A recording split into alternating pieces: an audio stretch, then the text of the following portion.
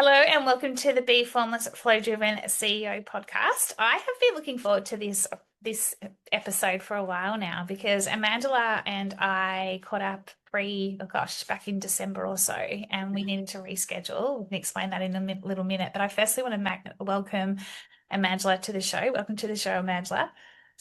Thanks so much for having me, Dee. No, thank you. And it's Amandla Ooko-Ombaka. I think I got that right. Did I get the middle bit Yep, right?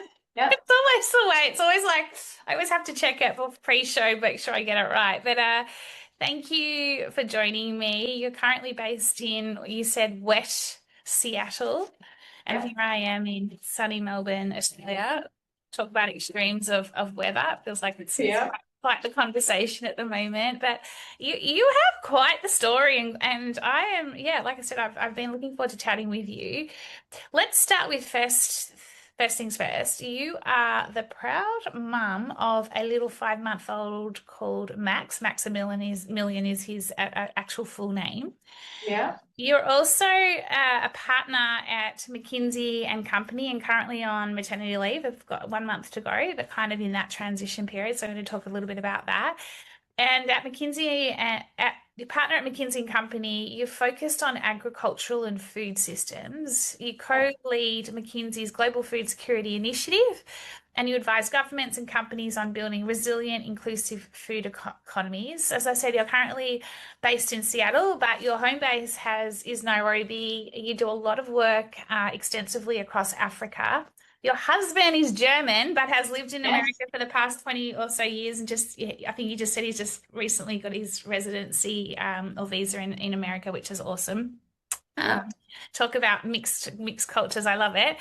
And you're a development economist by training. You've got a joint degree. And Amandla also serves on boards advancing African leadership and food system outcomes. Quite a story, and Sure. high performing woman, like very super successful woman. Then you've had your little bubba, Max, and Yep. you said you've got, I think you said in February you go back to work, but you're currently transitioning with another guy who's going on paternity leave. Yep. Yep. Yep. And last but not least, when you booked in for the pod and I asked you what's one unique insight or lived experience when it comes to life, leadership, and or business, you said the moment I had all my vulnerabilities of being a first-time manager placed in high definition in front of everyone, it gave me the freedom to soar. I'm going to hand it over to you. Tell us about your journey, all of it. Yeah. Yeah. Yeah. It's And it's surreal. It's surreal hearing you introduce me this way because for the past 5 months, I've just become not even an expert. I've spent 5 months just looking after Max, calculating wake windows, nap windows, sleep schedules, poop, like what color is the diaper? And I did it for 5 months and I'm not an expert. When I do something for 5 months, I usually have it down, like yeah, down pat. So it's so surreal hearing you describe me this way. yeah, Um, I would say probably I'm in transition in my own identity. yeah. Before I became a mom to Max, I am a bonus mom to two other Yeah, teenagers who sorry, should have are written that. wonderful. Mm, Yeah, Miles and Al. But people always said like their identity shifted. And the first couple of weeks of having a new baby, no one knows what's going on. Couldn't tell what was up or down. I had to like ask myself, did I brush my teeth? Did I shower? Like, what happened today?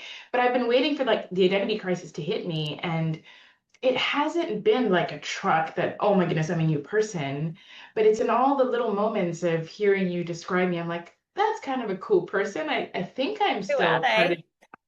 it's sometimes it's when I'm on the phone with my sister and she's like, wow, I haven't seen you dance and sing out loud like this in years because I'm trying to distract Max. So the fragments of who I am, I'm seeing them and reflected back to me.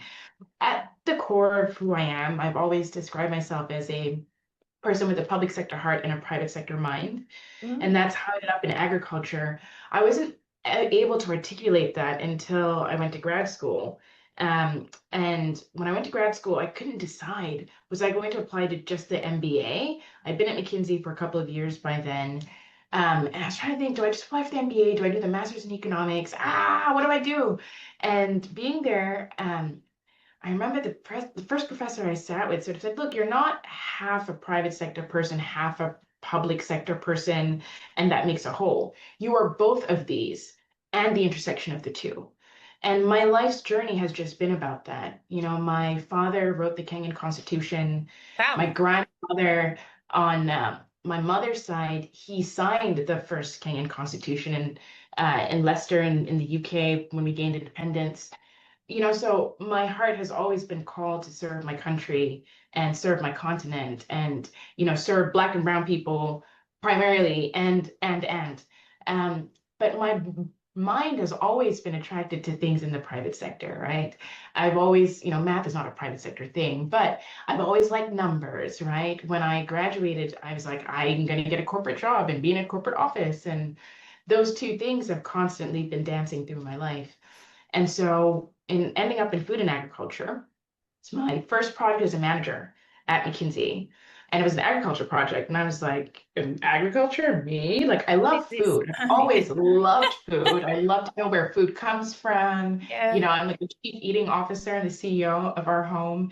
Um, but I never thought about doing anything in agriculture. I thought this is like farming. I'm not a farmer. My dad grew up in a rural village in Kenya. My dad was actually born on the side of the road on the way to Wow. hospital. He never made it, so his mom went back home, never made it to the hospital, right? But that was my idea of what agriculture was. But this project kind of landed on my lap. I was the last woman standing. I'd just been made a manager. There's no one else available to do this project, and it sounded insane. So Kenya had been trying to write the National Agriculture Strategy, it's a national policy document for the next 10 years for the sector. For 6 years, we'd been trying to write it. But lots of things had happened. The Constitution my dad helped write had promulgated, and so like a bunch of things had changed, which is why this process had taken so long. But the task at hand was in 4 weeks, like run a complete diagnostic, like read everything that everyone's trying to do the past 6 months or 6 years, make sense of it in All four right. weeks, and then another 4 weeks, like write the strategy, the final strategy. And I was like, that is, forgive my French, like batshit crazy. Like, Yeah, who's 100%. do I'm that? like, Not me, but it was me. And so I landed on this and project desk AI didn't completely. even exist then to help you like crawl through all No, the information. Do you know what I mean? Like, or to absolutely not. summarize at the least.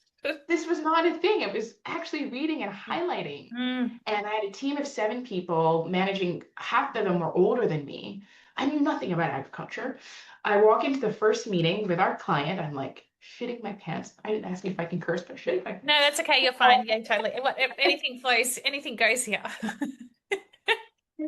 I walk in and the client, her name's Anna Nyango, she holds out her hands and says, Amandla, I held you when you were a baby. I'm so glad you're leading this project. I was like, oh my God. So like, I have no idea what I'm doing. Everybody has an idea. Everybody knows I have no idea what I'm doing. And everybody knows I'm a tiny kid. And that moment was a blessing because that was me there. Like, I don't know agriculture. I'm young. I'm running this project, and the boss lady has my back, right? Which is so And good because she's not throwing you it under was the so bus. It's just like, oh, exactly, you've got this. And you're like, have I really? exactly. And that, bringing together all the things you've already asked about, that's how I ended up in agriculture. It was this project. It changed my life, right? Um, we were able to just bring together thousands and thousands of documents, and we met with thousands of people. And to put together a document that goes to cabinet and the president says, yes, we're going to do this for the next 10 years, when you're like 27 years old, is absurd. And so that sort of level of impact, me sort of understanding that I'm smart. I can figure things out. Like that's why I'm here. I'm not here because I'm an ag expert, many years ago. I'm here because I can figure stuff out. Yeah. And so that's how I ended up in food systems. And once I got into it, I thought to myself, there's like 300 million people starving on my continent. It's like 640, 700 million people starving globally. And we have enough food, and farmers are poor. Like, this doesn't make sense. Yeah. And we all have to eat. You and me, B, we have to eat. So, like, make it make sense. Farmers should live dignified lives. We have to eat every day. The Yeah. planet should survive through it all so we can keep feeding us. This problem just fascinated me. And I was like, this is what I got to do. It's what I got to spend my life doing. I got to figure it out. We got to figure it out and make the part that I can good. Yeah. So that's me in a Incredible. nutshell. What an incredible story though, because your like at a young age, you found your purpose. Like almost accidentally in a way. Like you're like, I know nothing about this, right? Like you're just like, but I I like do. solving big problems. And then all of a sudden you're like, as you delve into the problem, you see like a real opportunity, if you like. Yeah. And that's basically shaped your whole career in a way, hasn't it? And like your purpose as well and what you're here to, like what you're doing. It's incredible because sometimes, we search for our purpose or soul search for years and years and years and only get to it later in life. And here you are coming into it at a very like vulnerable young age, like Yeah. you could have said no, I'm scared to do this, but instead, what was it? What was it that made you, I guess from a vulnerability perspective, quite often, and I've done this before, we hide our vulnerability and we put the mask on and we're like, oh, like it's like what made you, was there something in you, innate in you that were just like, I'm scared shitless, but I'm just gonna jump at it? Like, was there anything that within you that was stop wanting to stop you from doing this, or was it just that you were like It's a young and you were like, it's a great yeah, let's go do this. That's a great question because I think no. doing hard things is kind of my jam. If you ask my friends, they call me Olivia Pope on undercover because I fix stuff. That's what I've been doing my whole life. Um, and both my parents actually passed away when I was quite young. My dad just before I turned I'm 13, my sorry to mom hear just that. yeah, just before I turned 17. It's been a while, but I was 17, but no parents, and had to figure out like how am I getting into college? I have no money. Like, how do I even like begin to apply and make all this happen? And I think the way I grew up, my parents were kind of the people who said, if you want to do something, figure it out. You can. Like, we'll support you. Yeah, We'll be there to catch you when you fall, but like, go ahead and do. And so I think that's been something that was instilled in me at a very, very young age. yeah. I was 10 Uh, years old. My dad had cancer, which took away his eyesight. It was hectic, but he was on the board of Amnesty International and he would have to go to board meetings. And so my mom is like, I'm not traveling with you. I have two other kids to take care of and a job. So 10-year-old me would travel with my dad, who could not see, from Nairobi to Rome on a plane, on a bus, oh my like gosh. on adventures, right? This is how I grew up, right? So I've always done hard things. Um, and I think the confidence to believe that I'll figure it out, I think that is innate. Yeah, The vulnerability being laid out there, that was totally Anonyango, right? In that moment, I had two choices. There's not even a choice. I don't think she gave me a choice. If everybody knows, if she held me as a baby, that I'm less than 30 years old, yeah, right? There's no hiding from that. So that was not that. I just had to lean into it. Like, where do you go? You know? And I'm glad I did in that moment. I just thought to myself, oh my gosh, like just go with it because there's no alternative. I yeah. can't say no, no, no, it wasn't me. you Yeah. know. Yeah, I've had an experience like that. Not like nothing like what you're talking about here, but I do remember and it's funny, I was talking to somebody about this yesterday. Like there was the fastest IPO in Australia back in 2015, and I remember it was a federal government, it was a big government project, talk about public and private and sectors. And my boss at the time, he called me and he said, "Look, we've got this massive pitch, and I want you to lead it." And I'm like, "What?" And I'm like, I was almost really annoyed, like, 'cause I was just like, "Are you kidding? What a boring." I was thinking government. I couldn't think of anything worse. I was like, "There's no like razzle and dazzle with this one." I'm like, "What?" Yeah, And he yeah, goes, "I'm telling you now, it's going to be the best experience of your life. You've got what it yeah, takes. It's going to be fast. It's going to be furious. Like it's massive." Anyway, it ended up being a billions of dollar project. We pitched it, yeah, we won it, I led it, and it was a defining moment for me yeah, because when I got into it, there was all these different stakeholders, there was all these different, like you say, problems. It was an IPO. It was fascinating, and I was yeah, meeting with that many different people, and it was just one of those moments where I was like, when he was on the phone to me, I had a choice. I could have said, no, I don't want to do it, because he said to me, yeah, do you want to do it? And I'm like, because I'm like, sure. Like, I was just yeah. like, I whatever. guess. Like, okay, because I'm quite competitive, right? So I'm just like, Yeah, yeah, I can do it, I guess, like, and then when I started to get into it, I saw all this, bureaucracy and everything. And I was like, this does not need to be this complex. It's like, we can yeah, simplify this a lot. And Yeah. it was one of those moments. But you're standing up in front of however many people and you're doing whatever you're doing, and they're all looking at you, and you're like, oh my gosh, this is like Yeah. actually. So I Not a drill. This is real life. yeah, and I think it does set you up, right? Because then obviously what happened after that with your career, like you then continued to catapult into, where you are now. How did you like, yeah, how like what was the next part of your journey?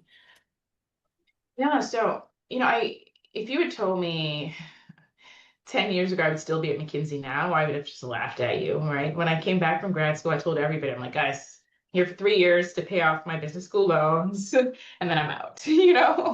I'm gonna go and like be an author and write books and be by the beach and like live my best life. And I'm still here. So a couple of things happened. Um, one is I just, like I said, I'm fascinated with this challenge of food security, food and Yeah, nutrition security. Everybody in the world should have enough food to eat yeah, and live and be healthy, There's enough resources to make it happen. I've done a big amount of work on like land. Land is the constraining resource we have around growing food, but even then in our lifetime, we can make the right trade-offs between growing food for humans, growing feed for livestock. You use the same land to mine precious minerals for AI, and we can make it work. So I think I keep finding different facets to this problem and keep thinking, wow, I think I can contribute something to this. And so yeah, that's kept me in the food system space. And I told you 5 months, I'm not an expert with my son, but when you've stared at a problem for like 10 years, you just keep uncovering different layers. And I think that the pattern recognition of being able to do that, the people the networks you build, I think allow you to get deeper into a problem. I yeah, don't think I can survive a PhD, but when I hear my friends talk about their PhDs, that's what I hear. Like you've seen the problem from very many different angles. It makes yeah, it hard to leave. yeah, And then I think I've just found that food systems are so adjacent to everything, right? The land analogy I just described, when I was doing that research, I was talking to people in oil and gas, right? I was talking to people in AI. I was talking to a bunch of people actually doing like carbon credits, so I'm like, there's so many things that food systems touch. mm, If I ever get bored intellectually, you there's can many move places to around. go. Yeah, Exactly. yeah, And if I don't get bored, that's okay. This is a big enough problem. It will not be solved in my lifetime, right? But no, I'm going to try my darnest to make the difference I can. So that's kind of why I've stayed in this space. But to be honest, I get friends that call me to do stuff that is completely not related or much more distant. I have a friend who's the CEO of a logistics company, Lorry Systems. And he called me, he's like, hey, can you help me think about the transition to EV trucks for my fleet? I was like, you're my friend, and it's kind of cool. And, let's go on a 6-week thought experiment. And I got a manager who knew something about EVs and sort of run the project. I recently did a pro bono project for the Grameen Foundation because a friend called, Zubaida called, and she said, hey, can you do this? So I will always venture and do interesting yeah. things, but I keep coming back to the core food systems because it calls to my heart. Yeah, and I love that. I love hearing that because it's a problem, like you say, that won't be solved in our lifetime. It does blow my head off. Like I even heard on the news the other day. I mean, at this time of year, especially, like anybody who's struggling to afford to buy food or pay bills or whatever. And I just paused for a second. I was like, gosh, like I'm hearing. I think I heard it on the radio actually, and I'm just like got thinking to myself. It's just so full on that this has just happened and we're hearing more of it. Like it's almost like, and I'd be interested to know what your thoughts are on this in terms of just of the way the world is at the moment. And yet you just kind of go, why can't we it's like those Why big can't we problems. figure it It's out? like, why can't we solve it? And then it's just that constant like it fills your heart because you're like, this problem has to be solved. It's like that North Star, right? You're Yeah. constantly pursuing it because it's a mission. It's a mission to be like, there should be enough supply, there should be enough food to go around for everybody, including all the animals, including, like you say, the livestock, etc. And it's knowable, right? There's some things that we Yeah, don't know. We don't currently know how to cure cancer. we know how to grow food. We know how to grow food Yeah. efficiently. We know how to grow food sustainably. So it's not just a big problem, it's a problem we know how to solve. No. But the other thing you made me think about, B, is that when I got into this, I was concerned that a lot of people thought, oh, this is a problem for Africa and a problem for Asia, right? This is a problem where, no, this is actually everybody's Everywhere. problem. Yeah. Yeah. Because when you think about land. Like that is the constraining resource for growing food. The most available land to grow food is in Africa for to feed the US, right? When USA got shut down, unfortunately, right? A bunch of the money, $2 billion, was going to US farmers Mm, that were selling food aid to Africa, right? mm, When I think about fertilizer companies, I serve a lot of fertilizer, seeds, crop protection companies. Their next big markets for their fertilizer and seeds, these are US-based companies, European-based mm, companies, but their profit margins and their growth that they're looking for is coming from Africa and Asia, right? mm. So this is a problem for everyone. And Yeah. it's a problem here in Seattle. I mean, the level of wealth in this city, you know, Bill Gates used to live here. Jeff Bezos, well, still maybe does. Jeff Bezos. I mean, there's like you drive around our neighborhood, I'm like, every house, $10 million, $10 million, like a ton of wealth. But like 20% of households in Seattle go to bed hungry, Yeah. right? So like food insecurity is a real thing. There's food deserts Yeah. all over America where there's no grocery stores for people to buy food Mm. for miles and miles and miles. And so this question of food and nutrition security, I think is one that we should all really deeply care Yeah. about because it's not just a problem for people over there in Africa, you know? Yeah, yeah, it's so true. And I think this is the thing, right? You know, that it's what it's like we talk about first world problems and then real world problems, and there's Yeah, a fundamental big difference. And I think this is where, you know, we have to get out of our being like this and looking up and looking at, well, yeah, what are actually the big problems in the world that we need to solve? And this is one of them. We could keep yeah, going down and down on this yes. one, but I actually want to switch it up, to be honest, and talk a little bit about your journey of becoming a mum and what that, because you are such a high performing, you know, woman, a power woman. You've been super successful. Then you have little Max 5 months ago. What was that like for you? Because you go from one almost extreme to the other. Like, you know, you've said you've taken 6 months mat leave. You're currently in transition with a guy, with the person you're taking who's going on pat leave.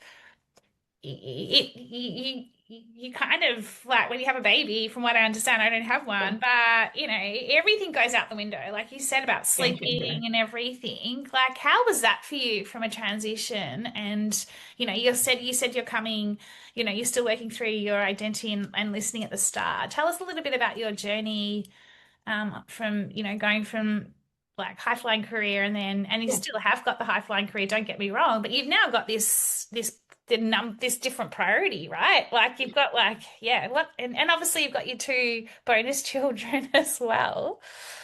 Tell us a bit about that. Yeah. I had no idea what I was getting into. Quite plainly. I I'm one of three kids, and I have 40 first cousins. My mom was one of seven, my dad was one of Whoa. eight. So I come from a very big family, Mm, and I've loved kind of like having people around, but myself, I was like, this whole having kids thing, like being pregnant looks really uncomfortable. Like, don't really want to do that. And then, like, how am I supposed to have a baby and like live my life? I love my life. My single life is fantastic. I was flying all over. Like, my friends like meet me in London. I'm like, sure, I'll like hop on the next flight. So I wasn't really sure I wanted to be a mom, I think. yeah. Um, I raised my siblings once my parents passed away, and my teams would always tell me I'm very motherly. So I've always cared for people, but I wasn't sure I wanted my own kids. But my husband and I went through IVF Yeah, for tough. many reasons. Yeah, and that was a whole I situation, agree. to talk I about. did. And I'm so grateful. McKinsey actually covered it as part of our healthcare That's good. insurance. But I did like I froze eggs first, but I was like, what, maybe this motherhood thing will come to me at some point in time, and I'm awesome, and like maybe my kids would be awesome too. And then I met my now husband. I was like, okay, maybe let's like freeze embryos because they're more stable. And then eventually I looked at him. This is, 2 years ago now. And I just looked at the calendar. I was like, okay, if we're gonna go do this, because my eggs are in South Africa, with everything going on in America right now with reproductive health, I am not doing any sort of IVF process in America. Like, no, thank you. We have my bonus kids, we have them we switch holidays, right? So if we Mm. have Thanksgiving this year, then we have Christmas next year. So I basically looked at the calendar. I'm like, okay, we don't have the kids for Thanksgiving this year. We're going to South Africa. This is 2 weeks. We're going to go have a baby. And my husband was like, are you sure? I'm like, this is the only way it works out. And I was like, if we have the baby here and it works out, then I can take off before my next review at work. And da da da da da. So I like planned everything like a Oh my perfect gosh, you're puzzle. incredible. Uh, and then Max arrived, and like he just blew everything up in the most amazing way, right? He's a Velcro baby, so he's spent 5 months just being carried by me or his dad. Literally, his dad is out walking with him now because that is how he sleeps. We've just started sleep training at night, putting him in the crib, but I carry him 12, 14 hours a day during the day, and then at night we were co-sleeping. And when that happens, there's nothing else you can do. Just be there with him and look at his Yeah. adorable little hands and his curly little hair, and he smells like milk.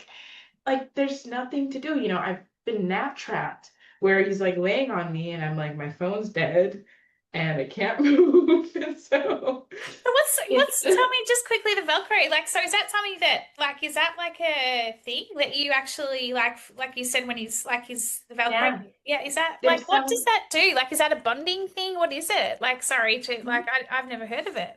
Now, so Velcro babies all have different temperaments, as I'm understanding. And there's some, I think biologically, we are wired for comfort and closeness, Mm, baby or not. As human mm, beings, mm, that is how mm, we are. mm. And if you think about how we've seen moms and their kids over time, babies are always close by, on the Yeah, back, on yeah, the front, like yeah. you're always carrying a baby. And so this desire for us to put babies down and have them sleep in their crib from the time they're like 2 weeks old is a very like modern Western view of things, right? Babies cry and babies want to be carried. And there's some babies like Max who just co-regulates with me. His heart rate, all babies will do this, but some babies are more extreme than others. He just you pick him up, and if he's crying, he just calms down by being Mm. close to you.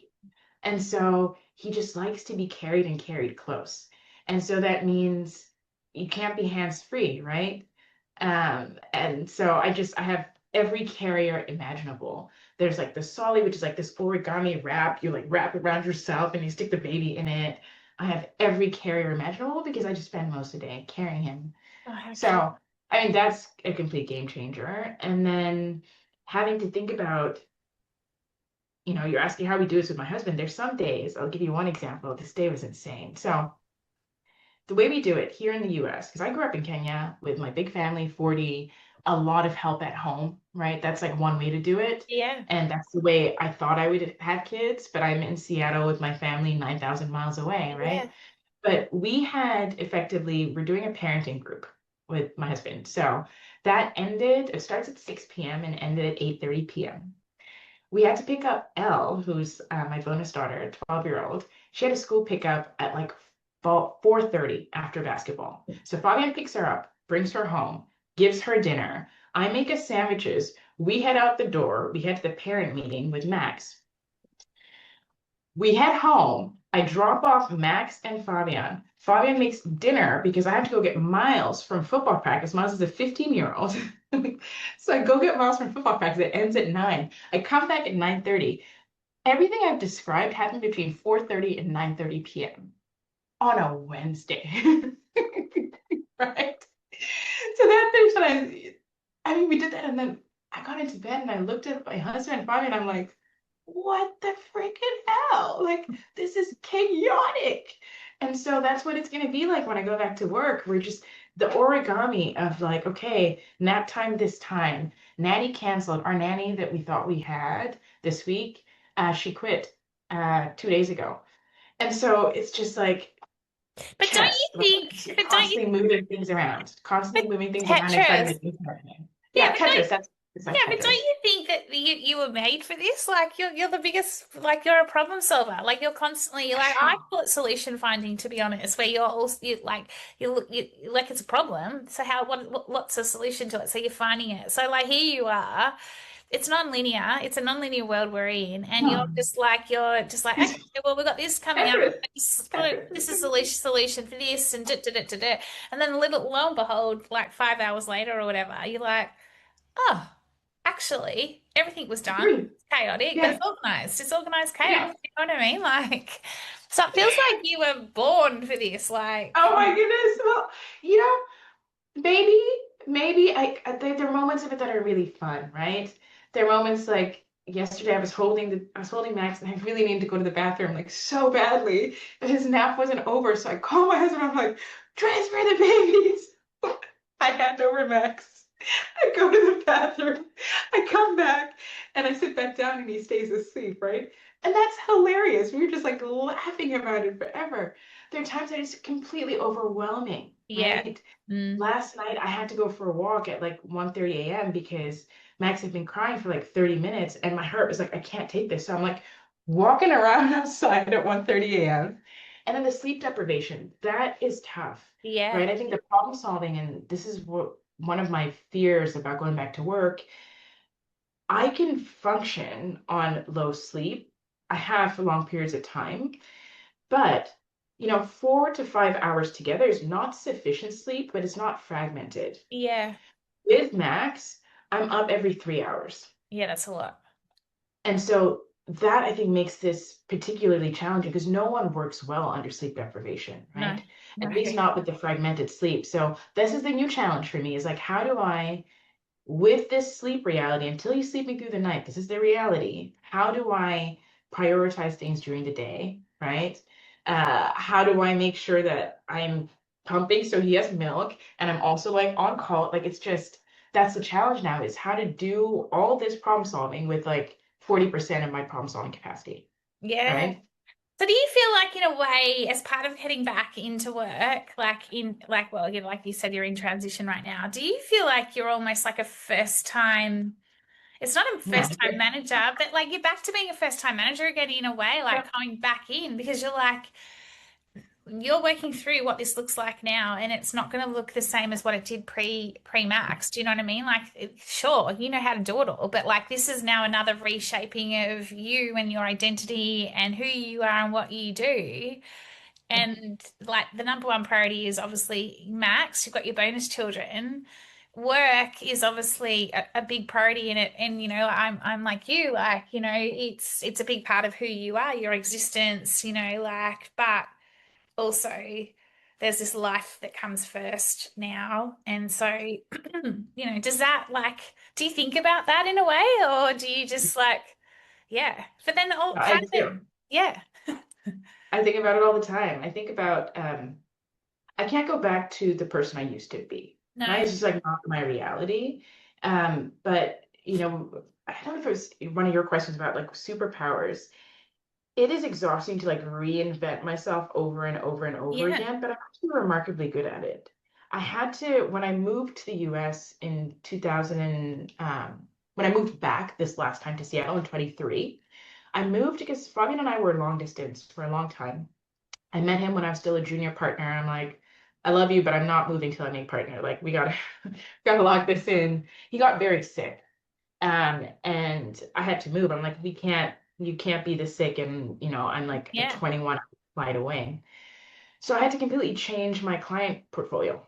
mm, Um, you know, I still serve some of the clients I was serving in Kenya, but trying to serve clients in Kenya from Seattle is very challenging. It's an mm, 11 or 10-hour time difference depending on mm, daylight savings. There's no overlap in working mm. hours.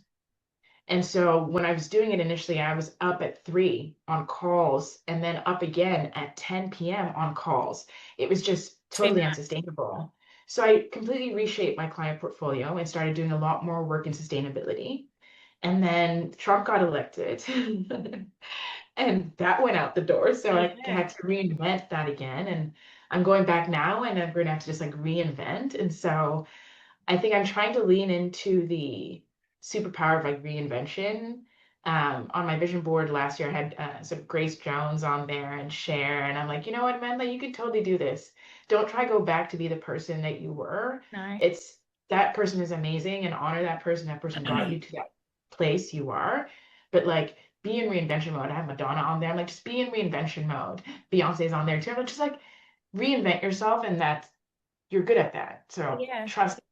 Yeah, and I think that that's like a formless bit of what I do and me, and like just being that like you're continuously evolving, right? Like so, reinvention, whatever, like it is it's just who we are. And I think that like, each year we're always evolving and you're just allowing yourself to do that. But quite often what we do is or what we don't do is we don't allow ourselves to. And when Yeah, you say reinvention doesn't mean that you have to sit down and work it out now. Like it's like a problem that you're solving, right? Like in terms of, well, it's not a problem, but you know what I mean? Like it's just like, what if we just let this reinvention or this new form of myself or this new identity just let it shape the way it wants to shape? Like, you still got control, you can still do things, but like just let it. Like, and it's really interesting coming into this year and love your thoughts on it. But like I'm just seeing so many things about goals and dit and this, and you've got this is your last week yeah, because like, and I'm just like, I don't know. I haven't ever been like this at this time of year, but it's the first time ever I'm yeah, just sitting back watching it all going, wow. Like yeah, the pressure I'm like, and I've put on myself at this time of year to go, I need to be this year and I need to do yeah, this. And I'm like, I'm just this year just going, all right, cool. Like, let's just see what happens with a little bit less expectation on myself, you know? yeah, And yeah. I think it's important as women in particular, like, you've got enough on your plate. Like, what if we just take a little bit of expectation off ourselves? Mm. Yeah, you've hit the nail on the head. I think misaligned expectations Yeah. is often a cause of much stress, right? And I think type A women, Yes. I'll talk about myself and Me my too. friends that who are having kids now as well, is you can't you can't become an expert at a toddler in 5 months because they've changed dramatically in those Yeah. 5 months. Yeah. And so in some ways it's harder for us type A people because like I want a schedule and the Yeah. baby doesn't have a schedule, like this, it doesn't happen. It's just not reality. And it's one of the things I'm like, I wish I had lower expectations, Yeah. right? Yeah. Not lower, not in the sense that they were less high quality, but lower in the sense that they needed more flexibility, right? Yes, So I totally. had more flexible expectations. Yeah. And there's a meme going around on Instagram that I'm very much feeling as energy for 26.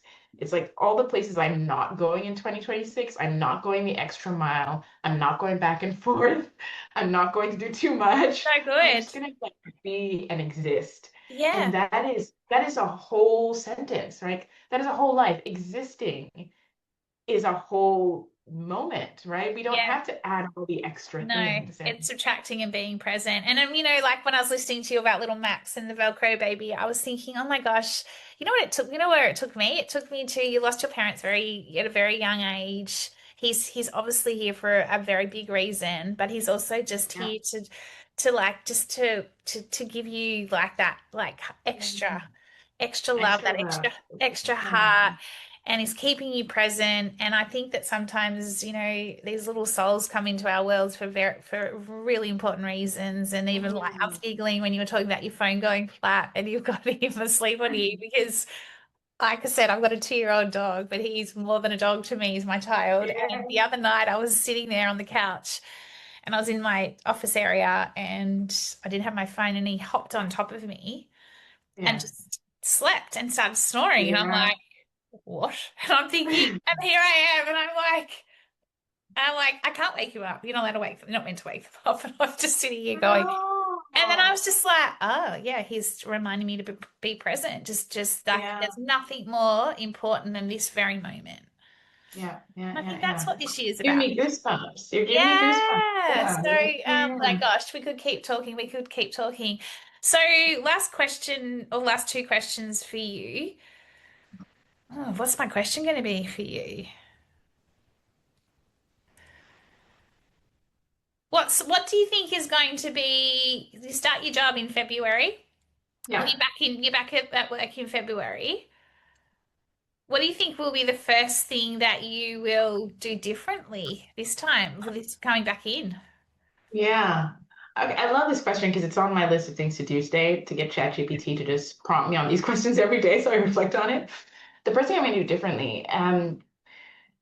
So I have been very flexible with my boundaries at work, in part because I work across many time zones, Mm, right? mm. So it's with one team, I tell them, don't call me after this time. And the other team, I tell them, don't call me after this time. That means I'm working the whole time, you know? Yeah. So that I'm just going to have to be I just the lost you. time zone that I'm in. B, did I lose you? Yeah, I can hear you now, but you've just frozen. Okay. No, no, you're back. You're back. Okay, you're back. Yeah, yeah, yeah, yeah. Yeah. I'm gonna just live in the time zone that I'm in. Yeah. So I would probably be back and forth to Dallas a fair amount with my new project. Like those are the time zones I work in. So if I have clients in Nairobi, if there are teams that want to speak to me in Manila, like they just Hmm. Sorry. I lost you for a second. You were saying yeah. that you're going to have set your boundaries and your time zone in your different, in the zone you're in. That was what you were saying, right? Yeah, that's Yeah. exactly it. And Yeah. that's a big change, I think. Just there's no after hours. It's I work, 9 to 7 in the time zone I'm in. Yeah, I love that. I love that. And then what would be one piece of advice you would give any woman who was transitioning from, like obviously transitioning into motherhood or being a mum and transitioning in or transitioning back into well, I'd say transitioning in what would probably be the one because you're just starting to work through what's next from going back into work like, fully. But what would be Yeah. one piece of advice you'd give any new mum? Yeah. Um, I just say be present. Yeah. Be present. Uh, the babies change so fast and it can feel like things are gonna last forever, right? I remember when Max had a bit of colic and it was maybe 3 or 4 weeks, but I thought it was gonna be forever. And now he just burps himself. He'll pull off the boob, burp, and go back. So So cute. just be present, nothing lasts forever. Um, and it's magical, but just yeah, be present and just be present. That's all Yeah, I I have. agree. I love that. And I should ask actually back to food and back to the food systems. What's one thing we could all do every day or each day to contribute? Yeah. But yeah, I'm so sorry, my internet keeps cutting out. Oh, that's okay. That's all right. We'll leave that. I was going to ask you about the food system and what would be one thing each of us could do each day to Okay. yeah, to basically ensure that, like that we have global food security. But if your internet keeps cutting out, that's okay. We can chat later and I can share Yeah, it. I can get that. Yeah. I can get that. So the one thing we should do, we should all know where our food comes from. I think the more locally you can source your food, the healthier it is more likely to be. The supply chain is going to make much more sense and put much less pressure on the food system. So just know where your food comes from. Yeah. I think is my one thing. Amazing. Amazing. And we can find out more about you on LinkedIn. Is there anywhere else that we can get any insightful tips or anything from you as well? In my next reinvention, I may become Oprah, so there may be a talk show. No, no, no. Like I love LinkedIn it. is perfect. Oh, come on. LinkedIn is perfect. I'll do an interview with you. I'd love it. It'll be so fun. Angela, I've thoroughly enjoyed our conversation and I can't wait to I'll get you on maybe at the end of this year again and hear what happened from like, the transition and the, reinvented Amanda this year. But I love that it is all about being present and, we are continuously shaping and reshaping in life, leadership and business, and you are epitomizing that. So wishing you a hugely present and successful 2026. Thank you for coming on the show. Amazing. Thank you for having me, B, and you have a great 2026. Thank Ciao. you. Take care. Thanks a lot. Bye.